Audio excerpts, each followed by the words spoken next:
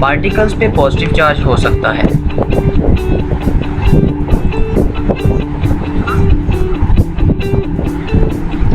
Particle पे negative charge भी हो सकता है। सेम चार्ज के पार्टिकल एक दूसरे को रिपेल करते हैं। मुखालिफ चार्जेस के पार्टिकल एक दूसरे को अट्रैक्ट करते हैं। ये इसलिए होता है क्योंकि मुखालिफ चार्जेस के पार्टिकल्स की electric field line positive charge में से निकलकर नेगेटिव चार्ज में दाखिल होती हैं। यही वजह है कि वो दोनों पार्टिकल्स एक दूसरे को अट्रैक्ट करते हैं। इलेक्ट्रिक फील्ड किसी भी पॉजिटिव चार्ज पार्टिकल पे एक फोर्स लगाता है, जैसा कि यहाँ दिखाया गया है।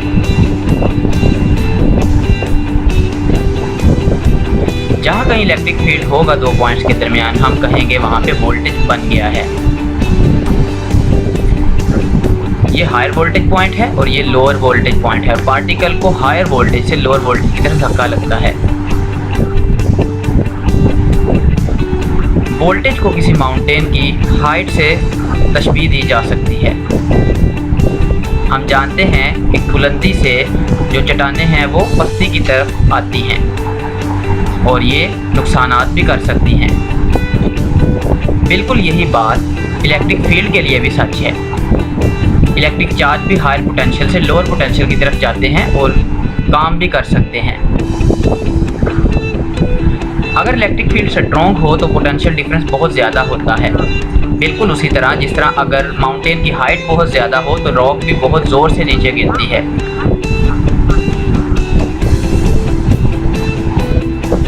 हम जानते हैं कि जो टोटल पावर होती है वो जितनी ज़्यादा चट्टानें गिरें उतनी ही टोटल पावर ज़्यादा होगी, जैसा कि इस शक्ल में दिखाया गया है।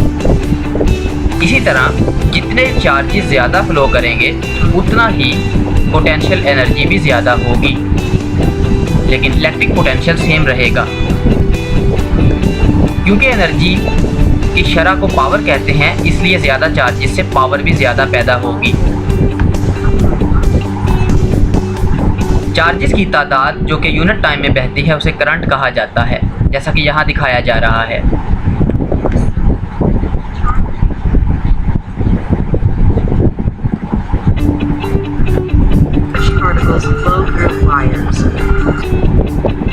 किसी भी सर्किट में जब चार्ज पार्टिकल बहते हैं तो हम कहते हैं कि तार में से करंट गुजर रहा है। अगर हम दोनों तारों को आपस में अलग अलग कर दें तो करंट का बहाव रुक जाता है, क्योंकि दोनों पॉइंट्स के दरमियान ओपन सर्किट बन चुका है। अगर दो तारों के दरमियान ओपन सर्किट आ जाए तो चार्जेस को बहाव के लिए मुकम्मल रास्ता नहीं मिलता, जिससे करंट नहीं बह सकता। अगर हम उन दो पॉइंट्स के दरमियान बैटरी लगा दें तो चार्ज पार्टिकल्स फ्लो करने लगते हैं। तमाम की तमाम तारों में चार्ज पार्टिकल्स होते हैं। अगर कोई भी बल्ब खराब हो जाए तो इसका मतलब है रास्ता रुक गया है, तो चार्ज पार्टिकल्स रुक जाएंगे, यानी कि ओपन सर्किट बन गया है। अगर हम बल्बों को पैरेलल सर्किट में लगा दें, जैसा कि यहाँ लगाया गया है, तो एक बल्ब के ब्रेक होने से बाकी दो बल्ब में कोई फ़र्क नहीं आता। यही वजह है कि हम घरेलू वायरिंग के अंदर सारी की सारी चीज़ों को पैरेलल में जोड़ते हैं। अगर हम ज़्यादा बैटरियों का इस्तेमाल करें तो ज़्यादा वोल्टेज पैदा होता है। अगर वोल्टेज ज़्यादा हो तो ओहम्स लॉ के मुताबिक करंट भी ज़्यादा बहेगा और बल्ब और ज़्यादा रोशनी देंगे।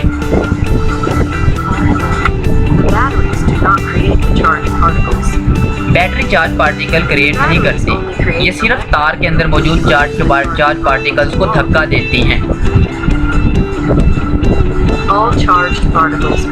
हर किस्म का चार्ज पार्टिकल इलेक्ट्रिक फील्ड बनाता है। लेकिन याद रखें कि जब तक चार्ज मूव नहीं करेगा मैग्नेटिक फील्ड नहीं बनेगा। एक खड़ा हुआ चार्ज इलेक्ट्रिक फील्ड तो बना सकता है लेकिन मैग्नेटिक फील्ड नहीं बना सकता। शक्ल में एक घूमता हुआ हरकत करता हुआ चार्ज दिखाया गया है जिसके गिर्द मैग्नेटिक फील्ड प्रोड्यूस हो रहा है। लेकिन याद रखें कि स्टेशनरी चार्ज कभी भी मैग्नेटिक फील्ड पैदा नहीं करेगा।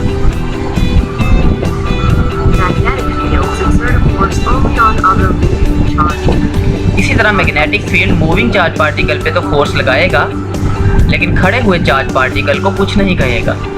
ये देखिए मूविंग चार्ज पार्टिकल्स पे फोर्स लग रही है।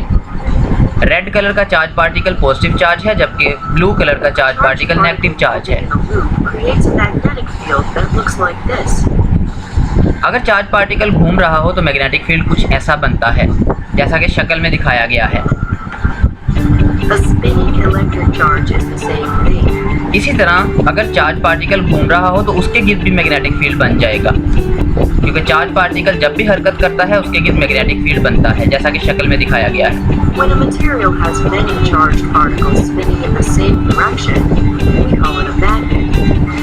अगर किसी मटेरियल के अंदर बहुत सारे चार्ज पार्टिकल स्पिन कर रहे हो, रोटेट कर रहे हो, तो हम इसे मैग्नेट कहते हैं। मैग्नेट के जिस एंड में से मैग्नेटिक फील्ड लाइन बाहर निकल रही होती हैं उसे नॉर्थ पोल कहा जाता है, और जिस एंड में से मैग्नेटिक फील्ड लाइंस एंटर हो रही होती हैं उसे उसका साउथ पोल कहते हैं।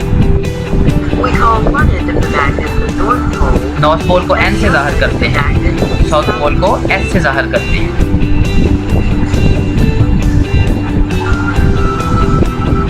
ये एक मैग्नेट दिखाया गया है।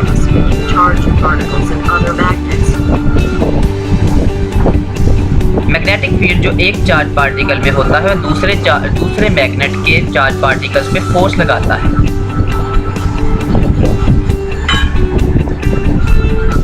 अगर दोनों चार्ज पार्टिकल, दोनों पोल्स अपोजिट एक दूसरे के आमने सामने हो तो ये दोनों मैग्नेट्स एक दूसरे को अट्रैक्ट करेंगे।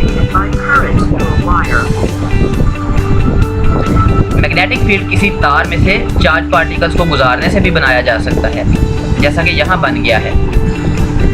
जरा देखिए, साउथ पोल नॉर्थ पोल को अट्रैक्ट कर रहा है।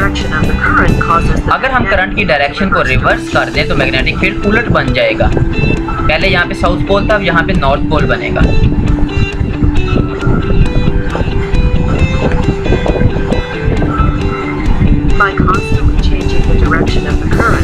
अगर हम एक ही सीमत में करंट, एक ही तरह से एक ही स्पीड में करंट की डायरेक्शन तब्दील करते रहें तो मैग्नेटिक फील्ड भी अपनी डायरेक्शन तब्दील करता रहेगा, और उसके साथ पड़ा हुआ जो मैग्नेट है वो घूमने लग जाएगा। इसी उसूल पर एक मोटर काम करती है जो आपके घरों में पानी और बहुत सारे काम करने में इस्तेमाल होती है।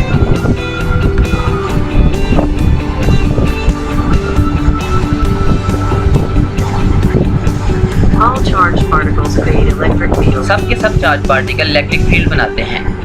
पॉजिटिव चार्ज का इलेक्ट्रिक फील्ड बाहर की तरफ होता है। इलेक्ट्रिक फील्ड किसी भी चार्ज पार्टिकल्स पे फोर्स लगाता है जो इस एरो से दिखाई गई है। पॉजिटिव चार्ज पे दाएं जानब फोर्स लगेगी और नेगेटिव चार्ज पे बाएं जानब फोर्स लगेगी। लेकिन सिर्फ मूविंग चार्ज पार्टिकल्स पे मैग्नेटिक फील्ड बनता है।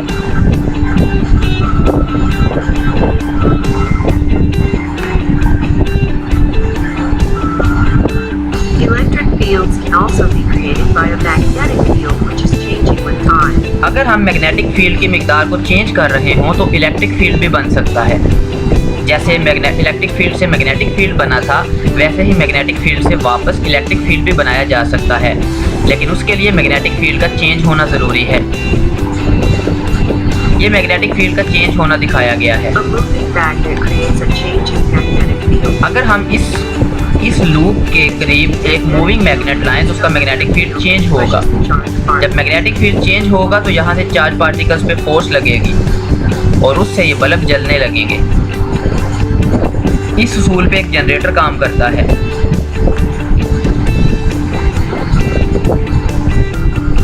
अगर हम मकनातीस को इस लूप की तरफ लाएं तो करंट एक डायरेक्शन में प्रोड्यूस होता है। अगर इस मकनातीस को दूसरी सीमत में मूव करवाएं तो करंट उल्टी डायरेक्शन में चलेगा।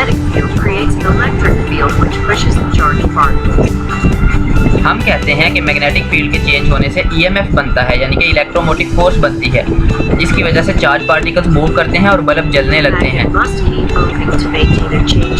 अगर हम इस मैग्नेट को आगे पीछे हरकत देने की बजाय घुमाते रहें तो भी चेंजिंग मैग्नेटिक फील्ड प्रोड्यूस होता है, जिससे बल्ब बार बार जलते रहेंगे।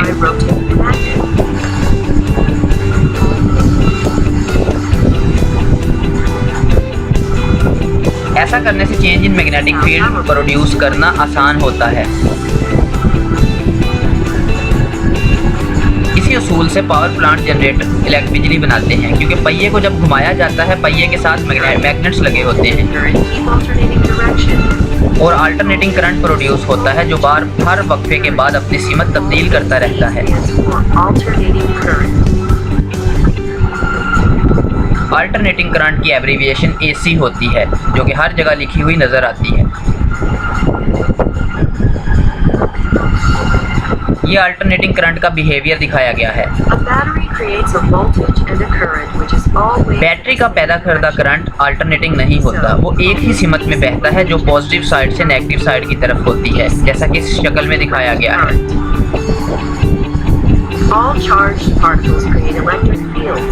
पहले भी बताया गया कि सब के सब चार्ज पार्टिकल्स का इलेक्ट्रिक फील्ड होता है। सिर्फ हरकत करते हुए चार्ज पार्टिकल्स मैग्नेटिक फील्ड बनाते हैं।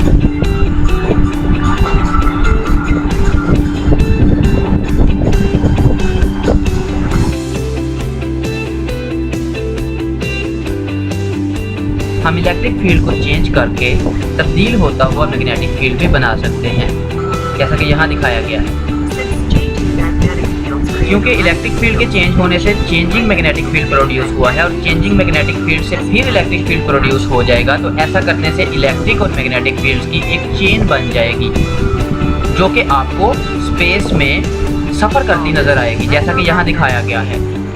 इसी को हम इलेक्ट्रोमैग्नेटिक वेव कहते हैं, इलेक्ट्रिक फील्ड से और मैग्नेटिक फील्ड की वजह से।